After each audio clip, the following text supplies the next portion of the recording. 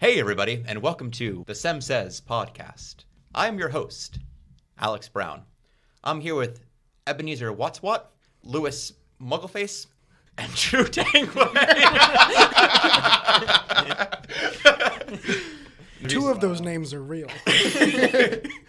You decide. You decide. We're going to have like a vote. Please vote below on which of those two names should be the real ones. Now, in all seriousness, I'm here with Nikolai Berlinski. Howdy, hey. Andrew St. Dennis. Hey, hey. And Drew Tangway. I refuse to respond. Wonderful. All right. Now, I've got a question for the three of you. Yeah? I have an answer. Why are we here? Well, depends on what philosophy you follow. You see, there's a lot of possibilities, all of which I don't know. I think we're here to record a podcast. That's a novel idea. I don't think any philosopher has posed that. Granted, they all would. I believe it's written intrinsically in the soul of man to plant a tree, have a son, and start a podcast. That's right. Yeah. When you hit 23, that golden age for podcasting. Well, that's the moment in every Catholic's life where he comes to know that Catholic podcasting is all that he is to do. Right there. Man. It is his life. It is his duty. It is his fault he didn't lock the garage. It is truly right and just. Right. No, seriously, what are we doing here? That's a question that seminarians are asked and should ask themselves periodically, is what are we doing here? The four of us are here at St. Charles Borromeo Seminary to be formed into good priests. So this means that we're studying philosophy, theology, bettering ourselves with hobbies and fellowship, fraternity, enriching ourselves with culture. So the question I have for our listeners is, why are you here?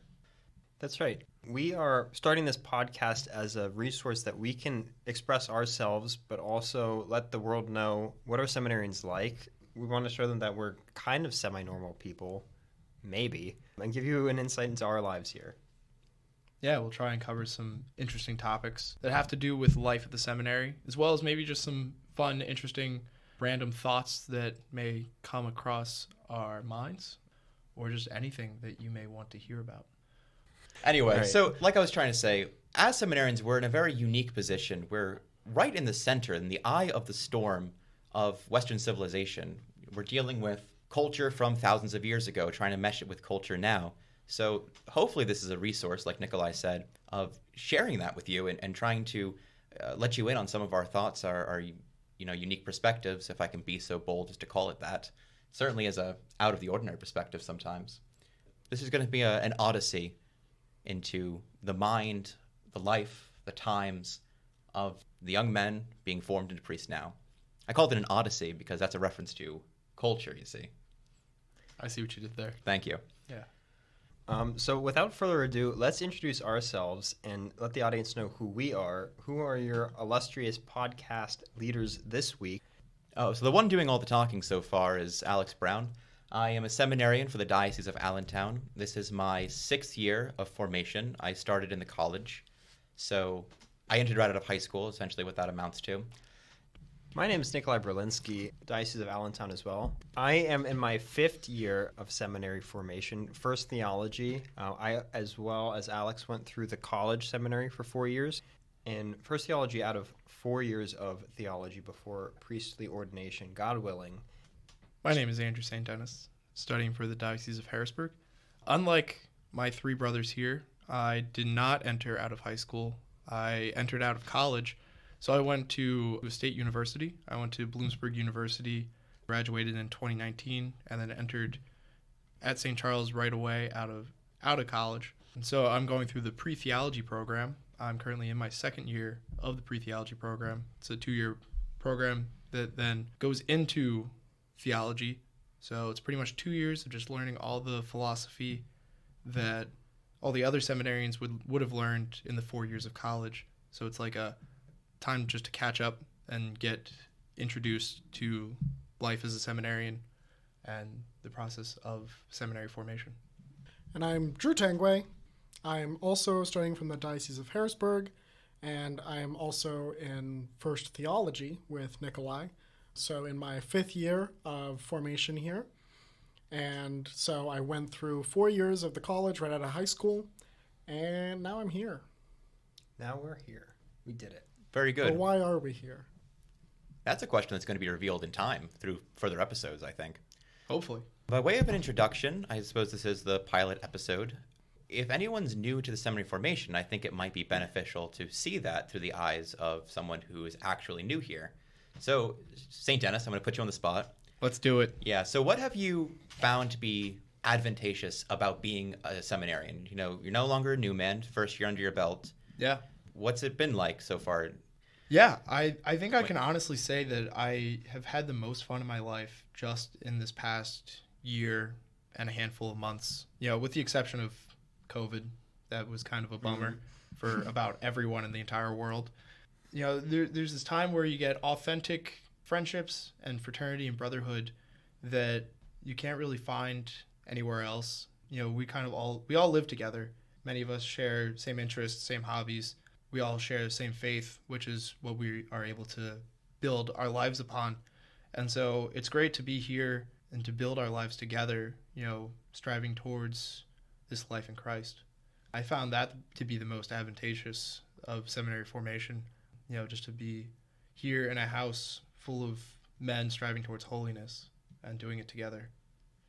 I think that's well said. Because there really is a fraternity here. We pride ourselves on fraternity. Oh, yeah. Which is crafted by heading the same direction, believing the same things in a strangely diverse way, wouldn't you say? Like, we believe the same things, but we articulate it differently.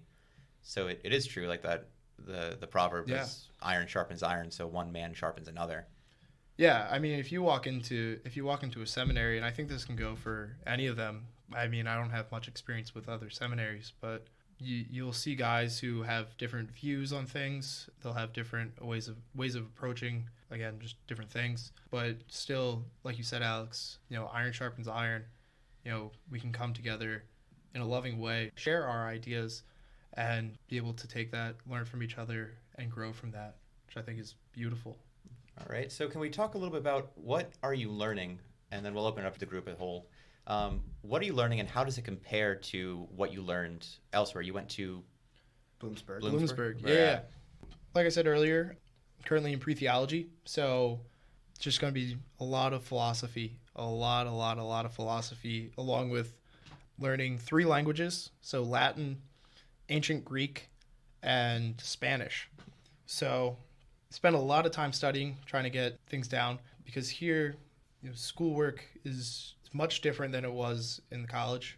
In college, I studied finance, so it was a lot of math and a lot of just plugging numbers into stuff. Whoa, my gosh! All right. We have a lot of engineers in this seminary. Yeah, I talked to my bishop about this actually last year, where in college with, you know, finance and with math classes, there wasn't a whole lot of thinking involved. It was just take the numbers that you're given, plug it in, and you get an answer, and that's what it is. And here, studying philosophy, you're given, you know, different rules and laws of logic and just a history of the thoughts of different philosophers throughout the ages, from, you know, Socrates, Aristotle, St. Thomas, all the way up to, you know, modern philosophers, and just taking their ideas and trying to come to understand them, and also, you know, grow in knowledge from that, as well as, you know, learn how those philosophies tie in with our Catholic theology and how it, you know, helps us reason to the things that the church teaches. So what did you find was like the hardest adjustment to get into coming into the seminary? Yeah. So once again, you know, coming straight out of college, where there's no limits to like a quote unquote freedom. Yeah. Where you can just do whatever you want as long as, you know, it's legal, and that's about it. Whereas here, you know, we have curfews, we have house rules, and, you know, just things that we have to live by. So that way, you know, we can be fully engaged with the formation and spend time here, because it's really important that we spend the time here and spend the time engaged in our work, in our prayer, in our studies. So that way, you know, we can be formed to be good men for God. So I think the biggest adjustment for me was just giving up that, you know, ability to just get up and go and do whatever I want.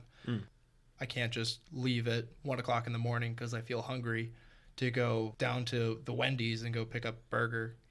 Can't do that anymore. Oh my gosh, are people really up at that hour?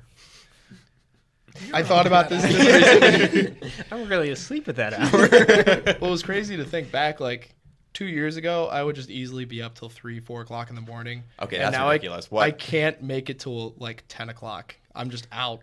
I've quickly become an old man. Yo. 23 turning 50. That took me a second. No, it's true. The day of recording this, it's the feast day of Pope St. John Paul II, right? Whose motto was Totus Tuos, totally yours. And that's what we're trying to foster here, is a total self-giving to the church, to God, and just really fostering that in the little things, such as accountability, showing up to class, etc. Yeah, I think you touched on something right there, and this is something I have learned just from this past year of formation and living here in the seminary.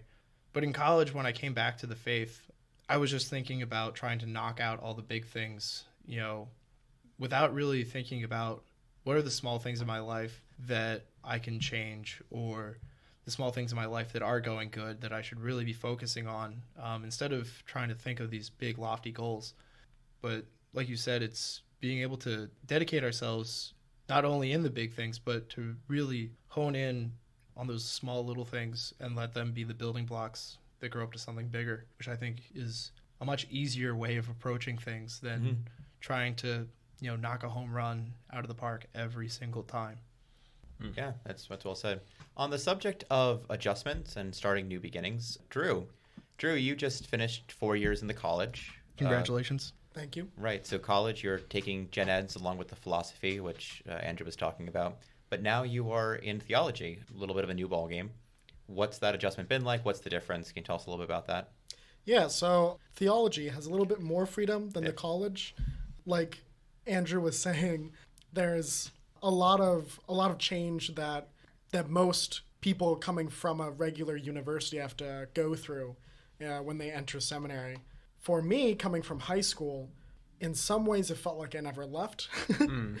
It's there are very strict curfews and rules about like how we can dress and how we can act in public and all sorts of various things. Although it's interesting that the rules, they don't really feel constrictive because you really get into it. Really just forces you to be with the other guys. And there was nothing I would have rather done in those 4 years than just spend as much time as possible in a room, in chairs, just talking with guys.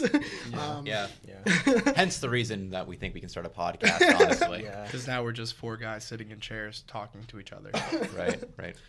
So coming into theology, there's a little bit more freedom there, able to leave campus on a more regular basis. I still don't most of the time, but there's still a bit of adjustment there. I'd say probably the biggest adjustment, though, is just the classes and the workload.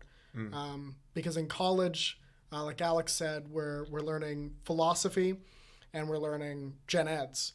We're going through classes that some of them we honestly are just kind of given in the curriculum in order to like be accredited as a university. Like we don't really care that much about arithmetic. It comes in helpful, kind of. But it's mostly there to check off boxes.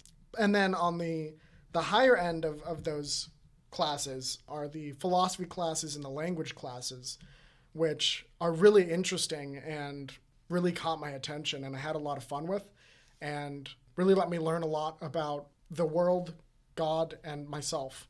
But at the end of the day, they were a means to an end.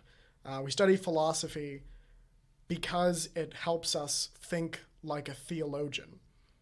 And so once you kind of reach a point in philosophy, you start to realize that it only gets you so far. That's because it's only supposed to get you so far. It's designed to get you to a point where you can jump into theology. And now that I'm here studying it, it's just a whole different ball game where every single second of class time is directly related to what it is that I want to do and what it is that I want to be. So it's really just awe-inspiring. One of my favorite stories that we learned about why are we studying philosophy, and we have one of the early church writers, Tertullian, who made this famous quote on one of his writings. He says, "What does Athens have to do with Jerusalem?" In other words, what does philosophy have anything to do with theology? What does it matter what Plato and Aristotle had to contribute? We're talking about the truth of the faith that's coming from God, from Jerusalem, right? Well, the answer is it has everything to do with it. If we don't have a basis of what is a person, what is a soul, what is God, like what are we saying when we say the word God? If we don't have that as a grounding, we're not going to be good theologians. We're not going to be good priests by a long shot. So I think it's so awesome that we had that background in philosophy, but it does feel good to have our boots in the mud of theology now. That's well said. I like that. I wouldn't have thought of that quote again. Again, just to elaborate, we think about philosophy, in modern philosophy, we think about it as people sitting around who don't really have, the charism to work or like be in finance or like build things. It's just a bunch of people sitting around being like, now this spoon, what if the spoon wasn't a spoon? What if it was just like a duck we think is a spoon? Or something like inane, like thought machine like that, like some sort of thought process like that. But philosophy, classic philosophy, is getting at the truth of things. It's not just fooling around with your thought or like seeing how far you can get certain premises. It's really, philosophy is finding the truth. And what did Christ say? Christ said, "I am the way, the truth, and the life. No one comes to the Father except through me." So if we're missing the truth, if we're missing how to think, how to act, what to believe rightly, we're missing a third of Christ himself, the person of Christ, who we're trying to be as priests.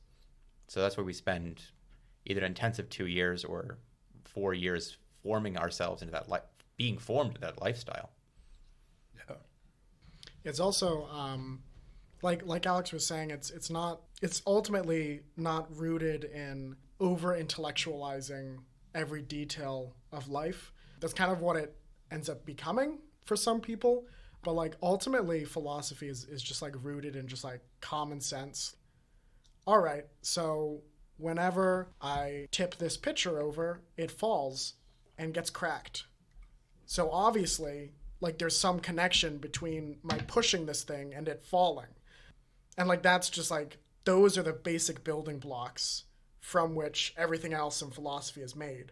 So when you get to like these high abstract concepts, like if you're just like told about them right off the bat, if I just told you that like God is the first unmoved mover and that he affects the world not through horizontal causality but vertical causality, that would just be incomprehensible. It's just nonsense. St. Dennis is scratching his head right now. He's not gotten that far. I don't have a degree in philosophy.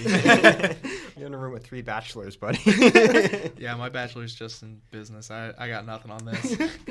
On the other hand, if I tell you that like things that happen because something made them happen, you're like, oh yeah, well obviously. And it's like, yes. The first truths of philosophy are always like really obvious. It's like how in math, like 2 + 2 = 4, and you're like, yeah, okay, good job, mathematicians.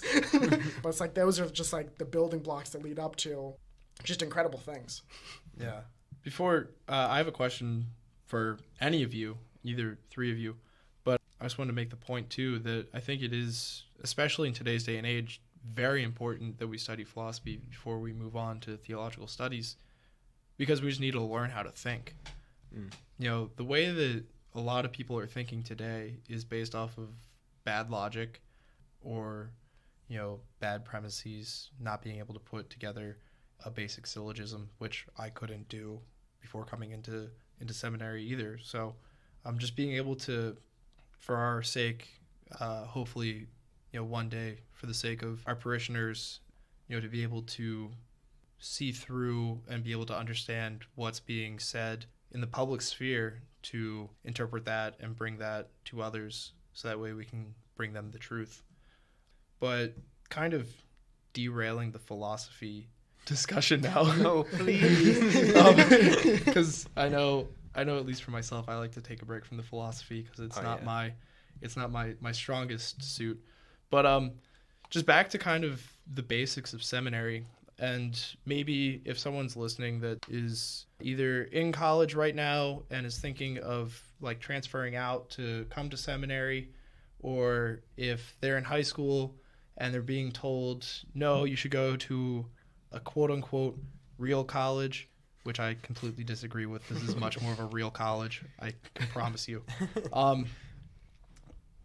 Coming from your guys' perspective, who, this is where you went to school after high school, what would you say to guys that are, thinking, what's my next move? Should I go to college seminary? I'd say there's nothing to lose from going to college seminary, because there's always room for discernment even in our lives. Even if we don't become priests, it's good to have a time in our lives when we're focused on figuring out, who am I and what do I want out of life? What does God want out of my life? And how can I make that happen? I've known plenty of great guys who have come into seminary and have figured out that God is not calling them to priesthood. And they were the better for it, because seminary is only like 1/4 about what we learned in the classroom, if that. Really, most of the value of seminary comes from what we learn about ourselves and really just discovering who it is that we are. Because coming out of high school, I had only lived around like the same people my whole life. I came from a small town, so my graduating class was 100 people. So I was with those same 100 people for my entire life, and I didn't know anything else. Wow, you knew a whole 100 people? So my identity was caught up more with those people around me than it probably was with myself. So having a new environment where I could explore myself, but in a healthy and virtuous way, where I was like guided by people who knew what they were doing instead of just thrown into a jungle with a stick and told to survive. True.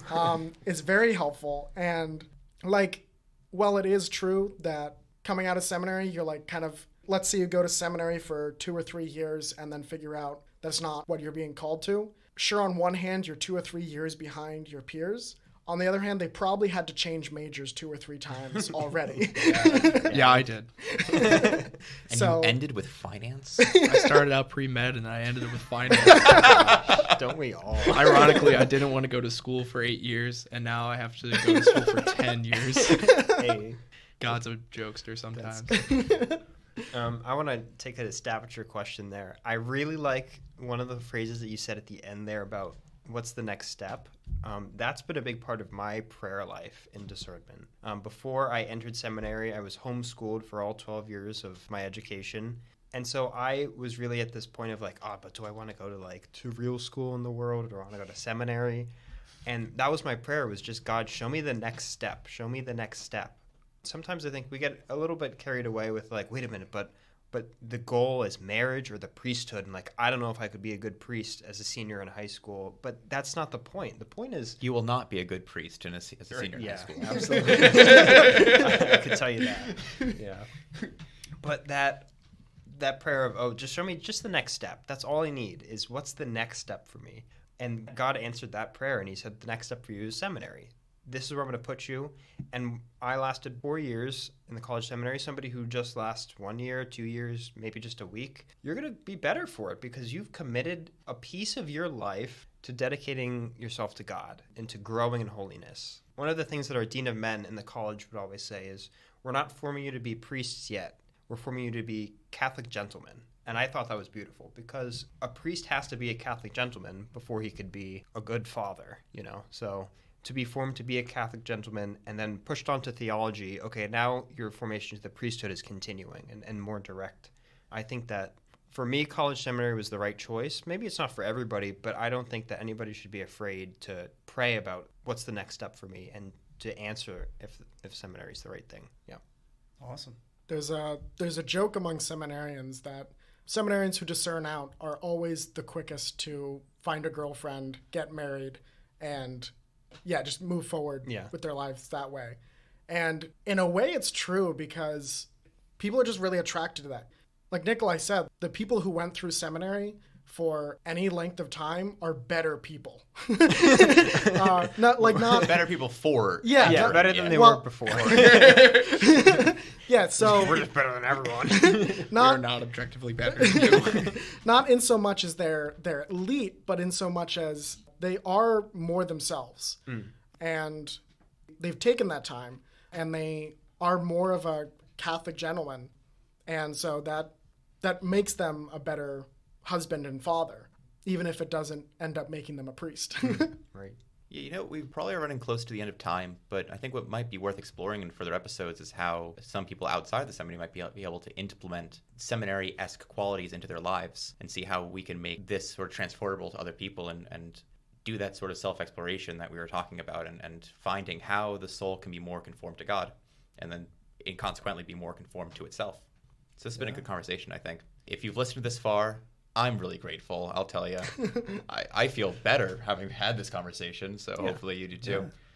So, folks, my name's Alex Brown, Ebenezer Wattleby, Joseph Hickens, Drew Tangway. That's a long name. Nah, I'm Alex Brown. I'm Nikolai Berlinski. I'm Andrew St. Dennis. And I'm Drew Tangway. And this is Harder Than It Looks.